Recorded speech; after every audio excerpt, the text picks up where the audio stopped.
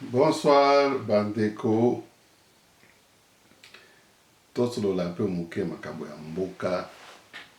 Il y a tellement des événements makambo ezo kende mbangu mbangu. Nous attendons tous le discours du président après les consultations tant attendues, promises. Et puis, on assiste à des événements. D'abord, condamnation de Barnabé, un homme qui s'est vraiment illustré dans un langage tout à fait particulier. D'aucuns diront que ce langage-là était vraiment arrogant. Bon, les autres vont dire que c'est un langage qui usait de droit de liberté d'expression, droit reconnu dans notre constitution et dans toute démocratie. Mosusu bazoloba même que non, on avait condamné Magui, il est en prison. Maintenant, rapidement, on condamne aussi Barnabé. Oyoza dictature les ongi. Bon, chers frères, au moins Oyo Tomoni, Barnabé, zuye na aner, biso nyonso tolandi, memie na parquet, biso nyonso tolandi, totali procès wana lokola en direct. Lokola totalaki procès ya Kamere en direct. Et les faits qui lui sont reprochés, tout le monde a suivi et entendu. Parlons d'abord des faits, chers frères et sœurs. Les faits, c'est... Non seulement le monsieur là-bas a dit que, bon, écoutez, ici le président s'entête à Kozouangouma. Mais voyons le contexte et les langages précédents que ce monsieur utilisait. Moi, j'avais suivi ce monsieur... Quelques interventions avant, déjà, j'étais vraiment mal à l'aise avec son langage. Parce que notez, quelquefois dans ses interventions, parce que maintenant qu'il est condamné, qu'on l'a fait passer au tribunal, tout le monde suit ça. Mais il y a certaines choses qu'il disait il y a des mois. Les gens n'étaient pas vraiment attentifs, les gens étaient distraits. Notez par exemple que ce monsieur disait qu'un président doit savoir tuer. Et il faisait même une comparaison aberrante avec l'exemple de Trump qui, selon lui, a prouvé vraiment ce qu'un président doit faire quand il est en exercice. Donc il disait que Trump venait de tuer en Iran un général iranien. Voilà ce qu'un président doit être. Mais le monsieur ici oublie une chose. Trump ne peut pas faire ça contre un général américain. Trump ne peut pas tuer un général américain. Il serait déchu. Un président américain, même juste violer une fille. Vous avez entendu chez nous, il y avait déjà une fille qui accusait Kabila l'avoir violée même en grossesse. Vous voyez des choses pareilles. Chez nous, interpeller le président et l'amener en justice pour de tels faits, ça serait vraiment un scandale. Mais en Europe ou aux États-Unis, on a vu le cas de Bill Clinton, on a vu le cas de Strauss-Kahn qui était un grand monsieur là-bas au niveau d'une institution internationale de grande renommée, être traité dans la boue parce qu'il avait tenté de violer une femme dans le... Je ne sais pas si vous vous rappelez, il y a Strauss-Kahn, Makambo, Strauss-Kahn. Bon, alors, menacer un président de mort,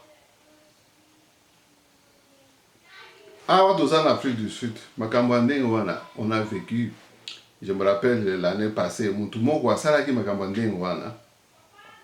il a fait des vidéos où il était en train de menacer un politicien, je ne sais pas si c'est le président Ramaphosa.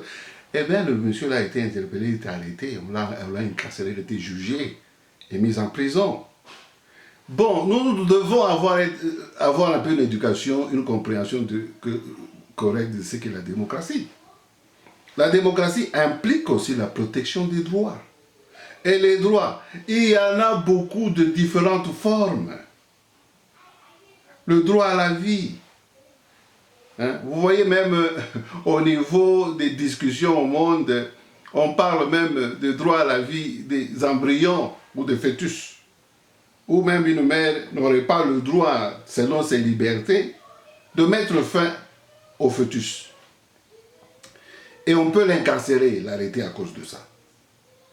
Mais à combien plus quelqu'un qui passe devant, qui est en train de menacer avec un langage sans considération, sans sensibilité, il parle du président comme si vraiment la sécurité de ce pays-là, qui est dans les mains de ce président, ne lui dit rien. Bon, il y en a même qui, aujourd'hui, il y a une certaine tendance, des gens, bon, écoutez, qui disent, mais écoutez, ce n'est plus la démocratie, c'est la dictature. Vraiment, chez le Congolais, on ne doit pas chercher des choses son contraire. Protection de la vie. Et ça, au cœur, il y a démocratie, il y a droit démocratique. Ce n'est pas protection car il y a président. Protection, il y a muntu nyonso. Valoriser vie, il y a muntu nyonso. C'est un devoir de tout président. C'est un devoir de tout gouvernement. Alors, revenons un peu sur la question de Trump, hein, cette comparaison que Barnabé faisait. Mais quelle arrogance! Moi, je qualifie ça d'arrogance et d'acte criminel.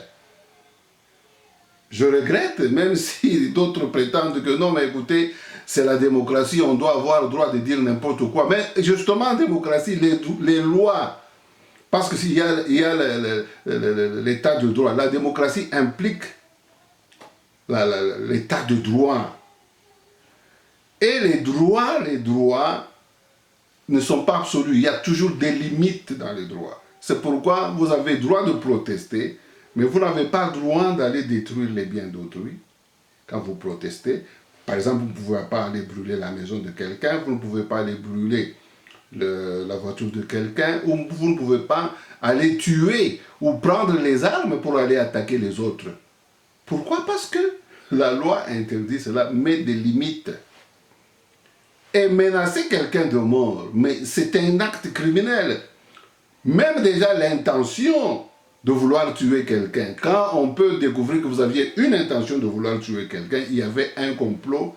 Écoutez, il y a plusieurs pays où on a entendu parler de complot.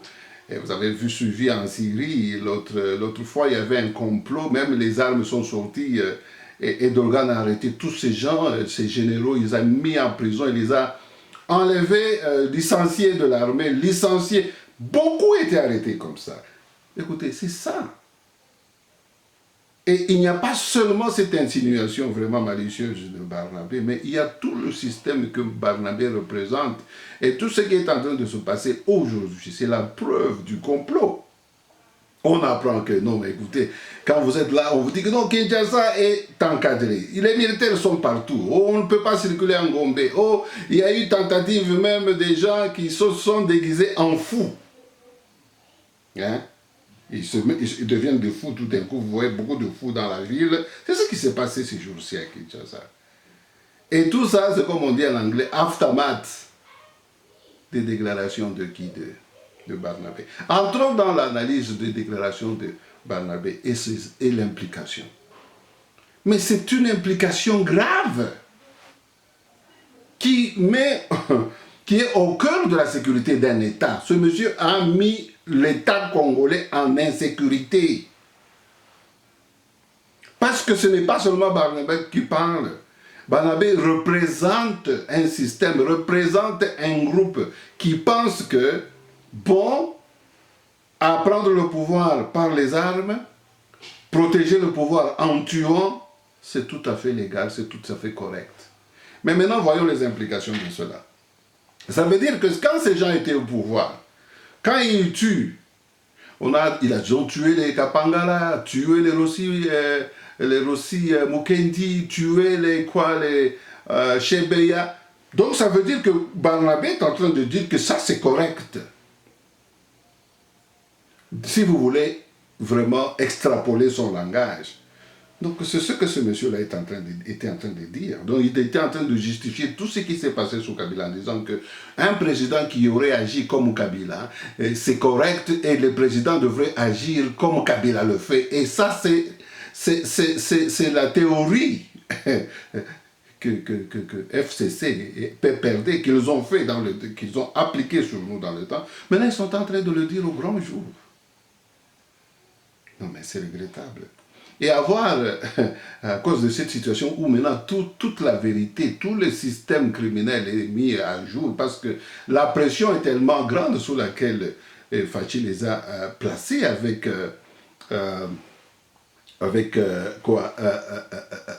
tout ce qu'il a fait comme prouesse politique. Mais maintenant, sous cette pression, ils ne peuvent plus se contenir, ils vont d'erreur en erreur. Parce que ce sont des choses qu'ils ne pouvaient jamais dire avant. Que, bon, écoutez, est-ce que Barnabé pouvait parler comme ça du temps de Kabila? Parce que c'était leur système, ils voulaient prétendre le contraire. C'était un secret. C'était leur méthode de travail, mais c'était un secret à l'époque. Alors, revenons à cette histoire. Je disais que, vous voyez la comparaison qu'il a faite entre les États-Unis, Trump qui a tué le général iranien. Il fait cette comparaison avec le Congo. Il dit que maintenant, un président doit tuer. C'est-à-dire, mais écoutez, si Trump a tué, il avait tué pour protéger les Américains, pas pour tuer les Américains, c'est pour protéger les Américains contre un danger éventuel que représenterait l'Iran, parce que l'Iran cherche à développer l'arme nucléaire. L'Iran, non seulement il met en danger les Américains, il met même en danger les partenaires des Américains. Mais quand vous commencez à dire que non, le chef doit tuer les gens qui sont dans son entourage, mes frères, et ça c'est quelqu'un qui dit qu'il est Kadogo, et il dit que lui et le président Kabila, ce sont des gens qui sont des Kadogo, qui ont pris le pouvoir, et ils peuvent rentrer, personne ne peut leur prendre le pouvoir que par les armes, comme eux sont venus par les armes. Et il y a des journalistes, il y a des intervenants qui commencent à dire que, bon, écoutez, c'est une exagération, on ne pouvait pas arrêter cet homme. Warren des la réflexion va congolais. Tout ça bat tout. Et il y a des gens avec arrogance là-bas, il y a un certain Alain là-bas qui passe à la télévision, sur Bossolo j'ai suivi, et il y a des gens qui font des analyses vraiment folles. Ils ont perdu la tête. Pourtant ici, nous avons la chance, ça c'est vraiment la providence, les événements nous donnent la chance de comprendre avec qui nous avions affaire. Parce qu'au fait, quand maintenant, dans un pays, un président tue, il tue ses propres citoyens, et il en fait maintenant je ne sais pas, une loi, une règle. Bon, il tue pour qui? Parce que les gens que tu dois protéger, c'est le peuple là. Donc tu tues le peuple, mais alors tu les tues pour qui? Tu tues pour toi-même. Voilà le système dans lequel nous avons évolué. C'est-à-dire que nous avons des gens qui sont prêts à tuer pour Kabila, parce que Barnabé là-bas, c'est vraiment quelqu'un qui continue, malgré que Kabila n'est plus au pouvoir, à plaider vraiment allégeance à FCC et à Kabila. Donc prêt à tuer pour Kabila. Maintenant, ce n'est pas seulement Kabila, c'est Kabila et tout le système qui est derrière. Voilà à quoi nous avions affaire maintenant. Voilà à quoi nous avions affaire avant, pendant ces 18 ans avec ce monsieur. Donc ça veut dire que là-bas à l'Est, même ce qui est arrivé au Kasaï avec les Kamina Sapou, tués comme ils ont tué là-bas, maintenant ils sont en train de s'en vanter. Ils disent que non, c'est normal, Kabila doit faire ça. Donc même si les ADF sont là-bas, sont en train de tuer, ils peuvent être en train de tuer dans le compte de Kabila ou dans le compte de ceux qui sont au pouvoir. Non, c'est normal. Et vous savez, pour clôturer ce chapitre, j'allais donner un exemple. Un jour, je m'étais retrouvé sur Twitter. Sur Twitter, là-bas, c'est quelqu'un de FCC, de PPRD à l'époque. Il y avait des tueries encore à Bukavu là-bas, ou au Kivu. Alors, je me plaignais. Alors, quand le monsieur là-bas de PPRD était en train de se défendre, et il ne voulait pas qu'on attaque le gouvernement à l'époque, le gouvernement quand il était au pouvoir, Je lui ai fait un texto pour lui dire, écoutez monsieur, ce n'est pas normal ce que vous faites. Ça, ce sont vos frères qu'on est en train de tuer à l'Est. Comment est-ce que vous ne voulez pas montrer une certaine sympathie pour vos frères qui sont tués? Le monsieur me répond, il dit que c'est normal, on peut tuer les gens, c'est ça la vie. On peut tuer, il faut accepter que les gens peuvent être tués. On ne peut pas en faire un problème. Les gens meurent tous les jours, on peut tuer les gens et il ne faut pas en faire un problème. Voilà le concept qui nous a dirigés avec les gens de FCC. Vous ne pouvez pas faire une comparaison si aberrante et gravissime avec les États-Unis. Parce que les États-Unis, l'Europe et tout ça, ils ne tuent pas leurs gens. Ils les protègent. Ils vont tuer en dehors de leur pays pour protéger ces gens-là, pour protéger leur population. Mais ici, vous avez le cas des gens qui prennent tuer même la population. Pour qui? Pour leur pouvoir. Et voilà maintenant, nous vivons toute une série de complots. Bon, on dit qu'il y a des fous partout. On dit qu'il y a des Rwandais qu'on a arrêtés à la frontière avec l'Angola.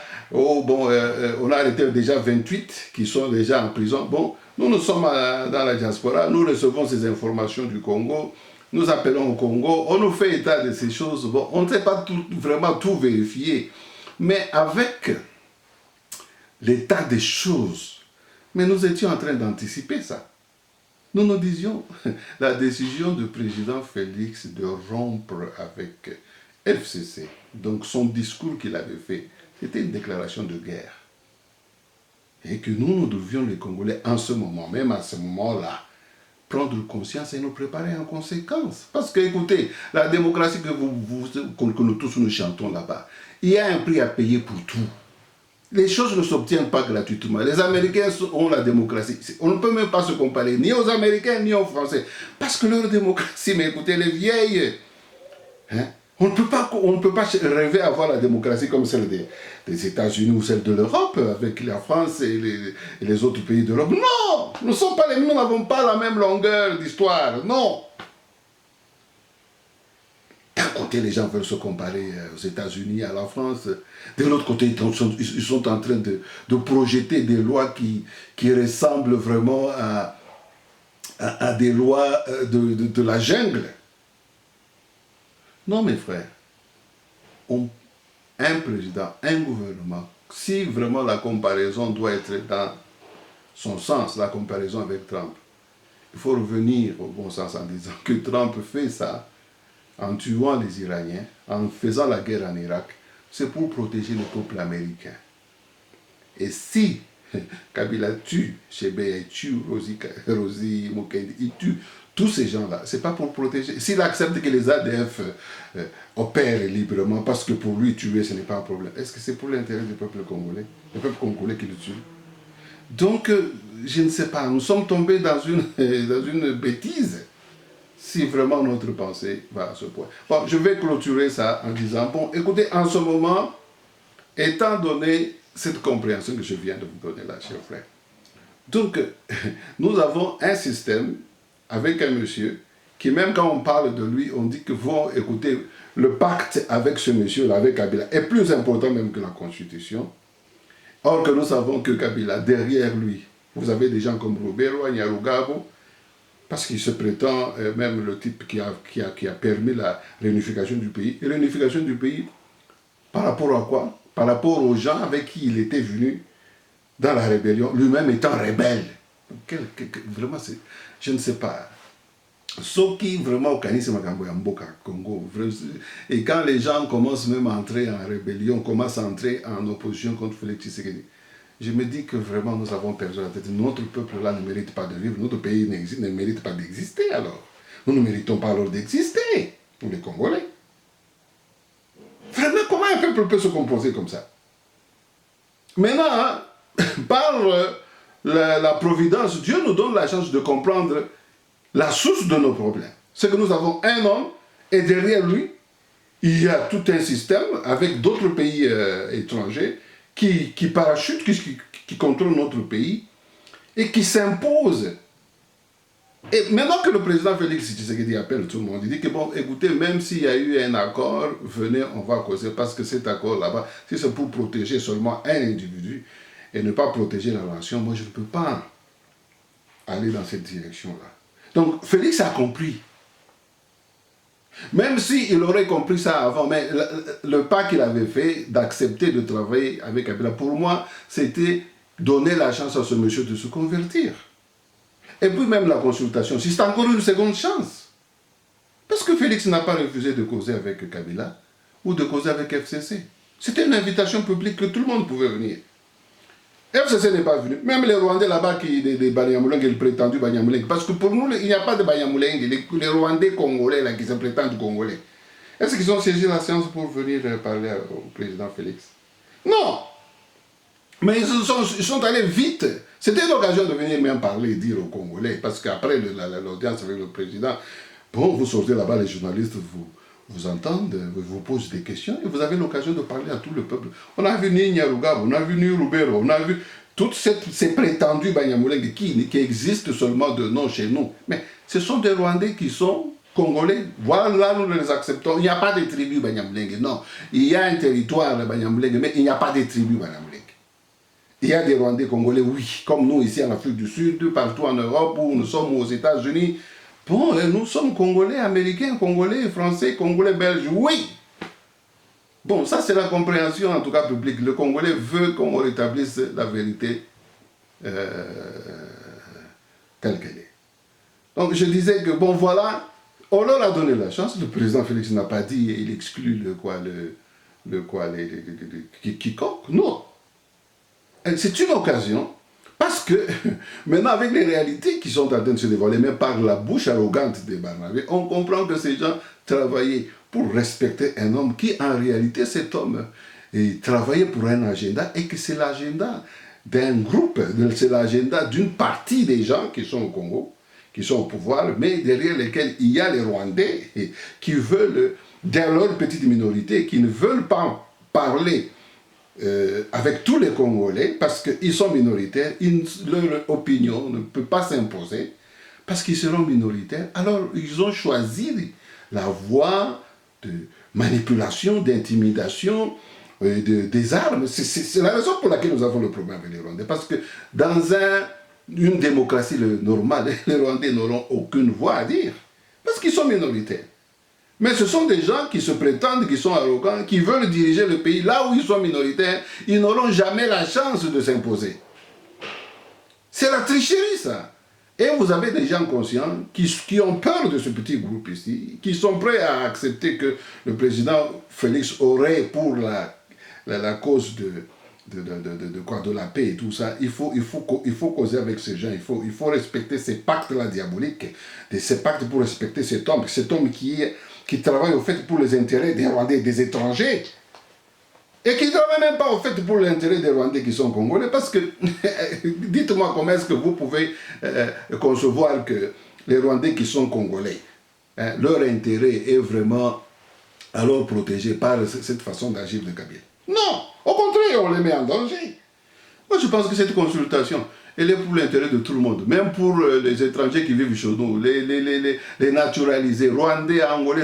Cette consultation, ceux qui pouvaient avoir des problèmes, ils pourraient aller voir le président et dire, voilà, nous sommes prêts à travailler ensemble avec tous les Congolais pour l'intérêt de tout le monde. Mais vous voyez que ces gens ne cherchent pas l'intérêt de tout le monde. Maintenant, ils se cachent dans des prétextes en disant que bon, c'est la constitution et tout ça. Non! Mensonge! Hein? Nous ne pouvons plus répéter l'erreur comme c'était en 1994 quand ils sont venus là, parce que, bon, écoutez, on en avait marre de Mobutu et on a pensé que ces gens là-bas, comme ils prétendaient, bon, ce sont des gens qui viennent libérer de Mobutu. Ils nous libéraient en quoi? Parce que maintenant, c'est pire que ce que même nous avions vécu sur Mobutu. Ils nous libéraient en quoi?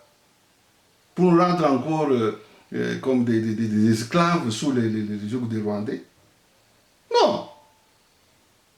S'il y a des Rwandais qui vivent chez nous qui ont accepté d'embrasser notre pays et de nous embrasser nous comme leurs frères, tant mieux. Mais ceux qui veulent prétendre que dans leur petite minorité, ils ne sont même pas 1%. Ils veulent nous diriger, nous, les Bantous, qui sommes 99% dans ce pays-là. Mais c'est regrettable, ça, c'est une ambition vraiment désastreuse. C'est une ambition démesurée. Même les Belges n'ont pas accepté de faire cette erreur, là, ils ont évité cette erreur. Non, cette arrogance, il faut mettre fin à ça. Si ce sont les Roubaix, les Nyalukabo qui vous font rêver, qui vous font un mauvais rêve, vous les Rwandais qui sont Rwandais congolais, mais arrêtez ces gens, écartez ces gens. Ce ne sont pas des gens qui méritent de diriger votre communauté au Congo. Non, ils vous amènent au suicide. Personne, les Congolais ont été braves contre Mobutu, ils ont été braves contre les Belges. Et ils ne peuvent pas baisser leurs bras devant vous. Non, vous rêvez. N'eût été le fait que, on en avait marre avec Mobutu, on s'est dit, non mais, et puis vous avez placé l'image de Kabila, non c'est notre frère qui vient, on a ouvert les portes. Est-ce qu'ils se sont battus? Ils ne se sont pas battus. Je tourne la page, maintenant je vais un peu parler de l'esprit Kadoko. Vous savez, c'est regrettable. Monsieur Barnabé, c'est lui qui parle de Kadoko. Il dit que nous sommes des Kadoko, nous sommes venus avec les armes, nous ne pouvons rentrer que par les armes. Personne ne peut nous faire partir. Sinon, qu'on soit en Ngouma. Ils parlent comme ça, parce qu'ils ont fait comme ça avec Kabila le père. Mais les circonstances sont différentes. Mais Félix s'est montré comme un homme très sage. Il n'a pas déclaré une guerre contre une communauté quelconque. Ce que Kabila le père, bien qu'il avait été en alliance avec les Rwandais là-bas, mais Kabila le père, il avait fait quoi? Il avait déclaré la guerre aux Rwandais. Et là, c'était une occasion donnée à la communauté internationale de tous ces vautours et voleurs qui pillaient et qui utilisaient les Rwandais pour lui faire du mal. Mais Félix n'est pas dans cette erreur-là. Alors il ne faut pas croire que nous allons revenir dans les mêmes erreurs. Et puis aussi, quand il avait coupé toutes les relations diplomatiques avec tous les grands pays là, il était devenu ennemi de tout le monde. C'était une erreur. Erreur que le président Félix n'a pas commise. En ce moment où nous parlons. Mais il est en bon terme. Et avec les Américains, et avec les Belges, et avec les Français. Ce complot-là contre le Laurent Kabila, mais c'était un complot international d'abord. Donc ce complot, les Rwandais avaient le feu vert de faire ce qu'ils avaient fait. Maintenant, ils ne l'ont pas. Et frères congolais, c'est en ce moment, nous devons saisir, nous ne devons pas, avec toute la chance que vraiment Dieu nous donne, de pouvoir corriger là où nous sommes, nous avons fait l'erreur, nous avons donné c'est nous qui avons donné le pouvoir à ces gens ici. Par erreur, par naïveté.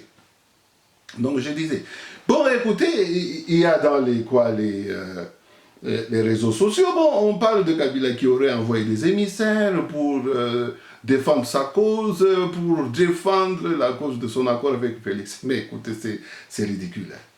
Un ancien président. Et il y a des Congolais qui sont saisis, qui disent, oh non, ce monsieur ne respecte pas les accords. Les accords avec qui? Bon, maintenant prenez le pays dans lequel le président et l'ancien président Kabila a envoyé ses émissaires. Suivez l'histoire de ces pays-là. Est-ce que ces pays auraient respecté un accord avec un individu? Suivez l'histoire de ces pays-là. Prenez même la Zambie là-bas. Ce sont des gens, quand un ancien président est parti, il est parti. On ne fait pas un accord avec un ancien président pour lui donner des honneurs privilégiés et individuels. Non, c'est la nation. Et puis un accord en dehors du cadre constitutionnel. Mais c'est une histoire privée. Donc ça n'a pas de... Et puis même dans une histoire privée, quand vous avez un accord, un contrat ce n'est pas quelque chose d'absolu. Parce que quand dans un contrat, par exemple, quelqu'un l'a fait sous contrainte, quelqu'un l'a fait alors que l'autre a triché en ayant des mauvaises intentions qu'il a cachées. Il y a beaucoup d'éléments qui peuvent invalider un contrat, qui peuvent invalider un accord. Donc l'accord, ce n'est pas quelque chose, un sacro-saint, où vous dites que non, quand vous êtes entré dans un accord, c'est fini, c'est la vie ou la mort. Non, mais si c'est le cas, alors vous allez comprendre avec qui nous avons affaire. Nous avons affaire à quelqu'un qui est maniaque, qui pense que c'est lui ou rien. Donc nous revenons encore à ce système-là, qui pense qu'il faut tuer, qu'il faut lier les gens à des pactes là-bas qui n'ont pas de sens, qui ne respectent aucun sens humain. Parce qu'un contrat, un accord entre humains, bon, il y a toutes ces réalités qui peuvent invalider un accord. Ce n'est pas quelque chose d'absolu. Ce n'est pas quelque chose pour laquelle vous allez mourir parce que vous ne respectez pas. Hein? Et mourir pourquoi? Parce que vous avez donc renoncé à quelque chose qui est faux dans cet accord. C'est écrit dans quelle loi? Bon, tout ça, ce sont les Congolais qui ne savent pas vraiment ce qu'ils veulent parce qu'il y a une